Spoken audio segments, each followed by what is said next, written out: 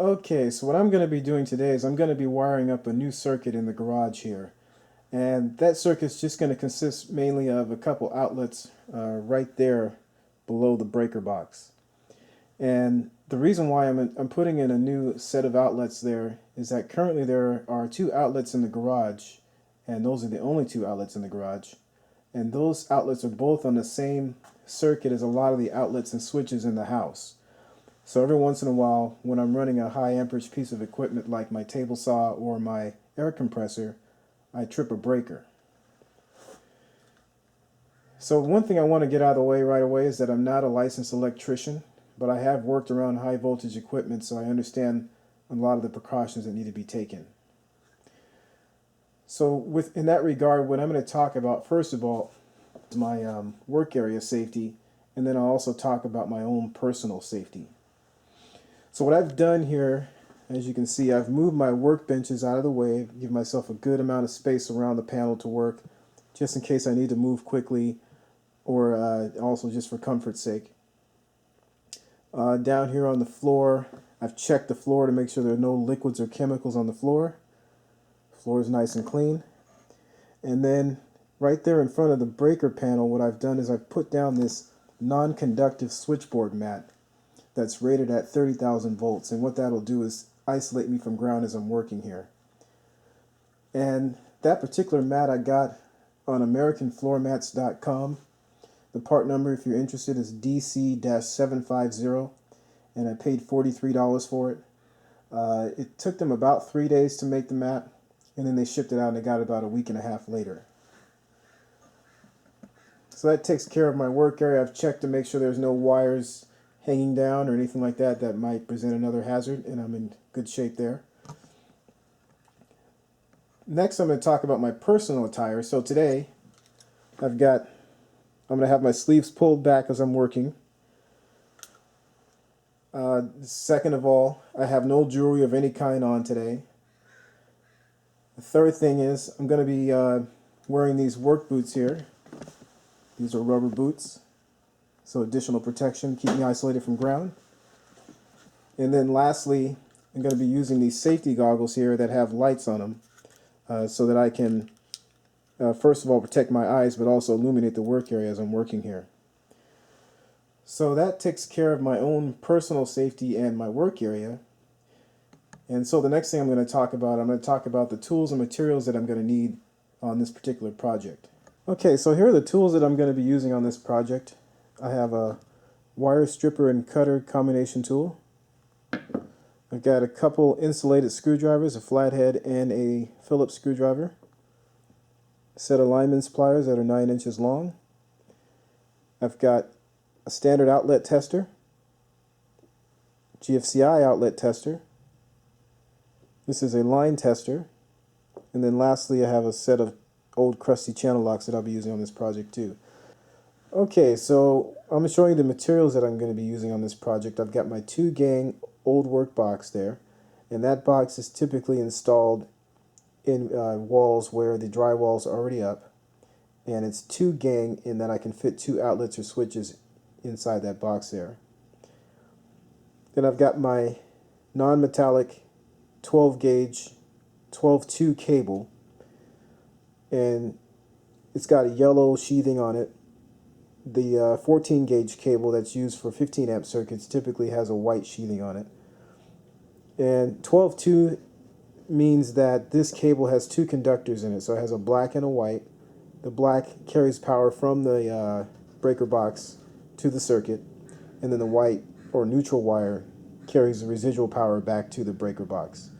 And it also has a ground wire in here too, if you can see that. Then I've got my 20 amp breaker here.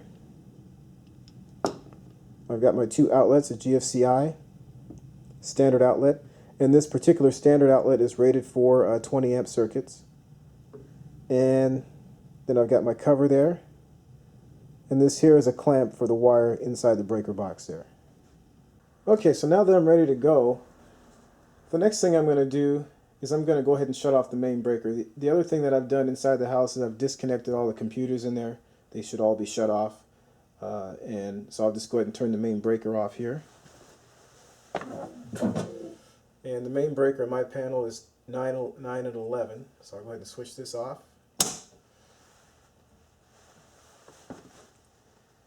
And the next thing I'm going to do now is I'm going to go ahead and take the panel cover off. Now I want to be really careful when I pull this panel cover off because of the fact that it's really heavy, and if I take all the screws out carelessly, this panel cover could drop and it could break one of the switches here on the breaker. So to take this out, what I'm going to do is I'm going to take the two bottom screws out first.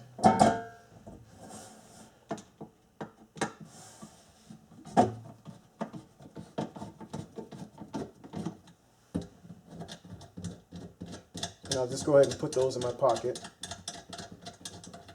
Okay, so now that I've got the two bottom screws out, I'm going to start taking the two top screws out. And to do that, what I'm going to do here is I'm going to start with the left one first because I'm right-handed. So when I go to take this panel cover off, I want to have my left hand leaning up against the panel and use my right hand to loosen the screw there. So I'm going to take the left one off first.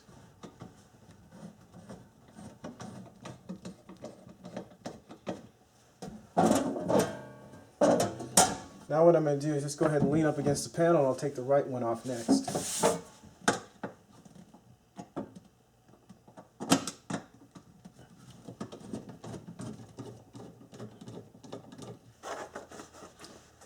I'll put that screw and the screwdriver in my pocket temporarily. I'm going to grab the panel cover. Just go ahead and lift it off here. Okay, so now that I'm inside the panel, the one thing I did have to do also, I remembered I had to turn off these this 50 amp breaker, make sure that's off, and then turn off the 30 amp breaker too. So the main, the 30, and the 50 are all off.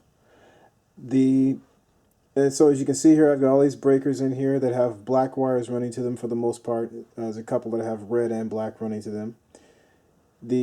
On the left over here, I've got the neutral bus bar, so all the neutral wires, the white wires, go to that bus bar. They have little screws to hold them in there. And then at the top, there's a ground bus bar, so all the ground wires go there. So what I'm going to do next is I'm going to take my circuit tester, my line tester here, and I'm going to check to make sure that these breakers are all off and they're not energized before I get started here. So this is the circuit tester here, the line tester. It looks like a pencil. And I'm just going to go ahead and switch it on high for high voltage. And then I'll just run it along the wires here. I don't have to actually be touching the wires, I just have to be in close proximity. And if I hear any sound, that tells me I still have a circuit that's energized.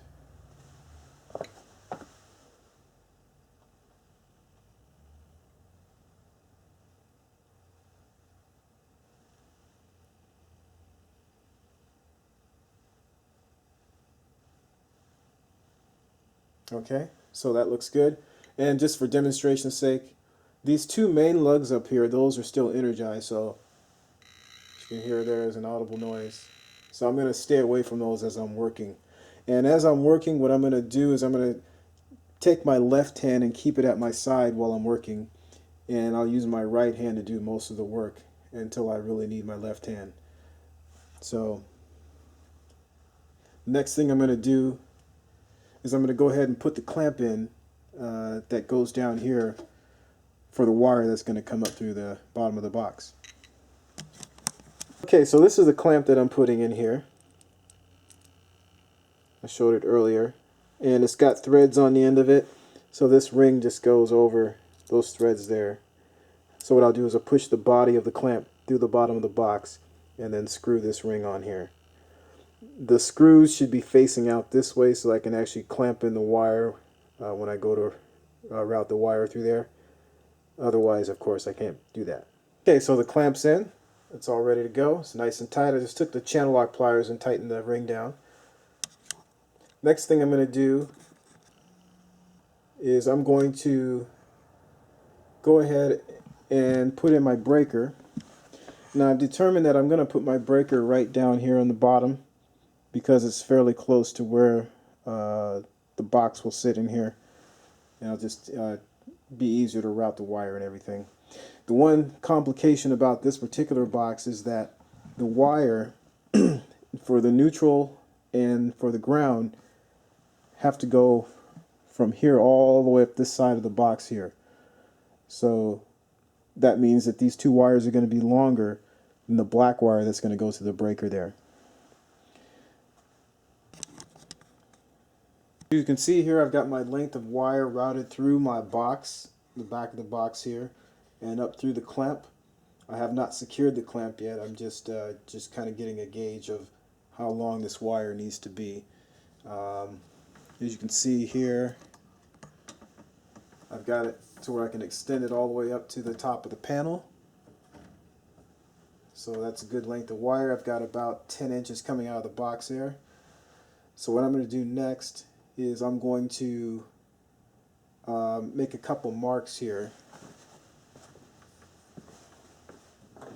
And those marks are going to be, I want to have at least a ½ inch of the sheathing extended inside the panel box here. So I'm going to take all the sheathing off, and then same thing down here. I want to have at least a ½ inch inside the 2-gang box here. So I'll make a mark. Okay, so now that I know how much of the sheathing I need to have inside the box here and how much I made my marks here, what I'm going to do now is just go ahead and take the box and the drywall out, and I'm going to clamp this down.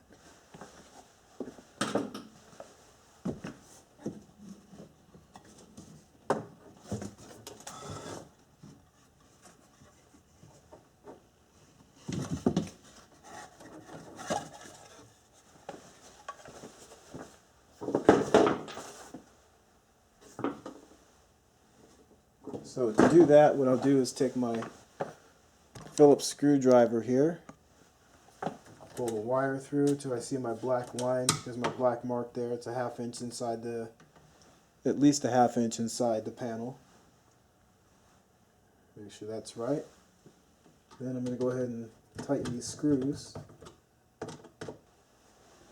Then I'll go ahead and put my drywall and my box back in. Drywall is a little tighter than it should be, but it's in the garage. I don't really care too much about this drywall. I'm going to end up ripping it down later on anyway, because it wasn't put in correctly in the first place. Okay, so the drywall's in.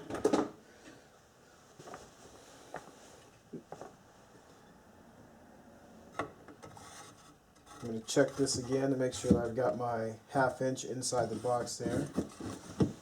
And it's in there. That's good. So what I'm going to do now is take my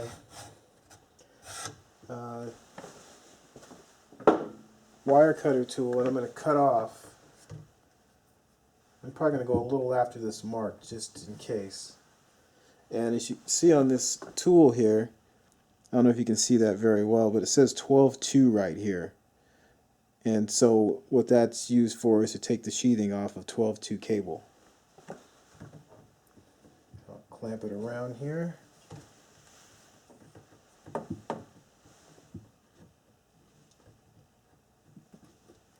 Get a good bite on it and just slip it off.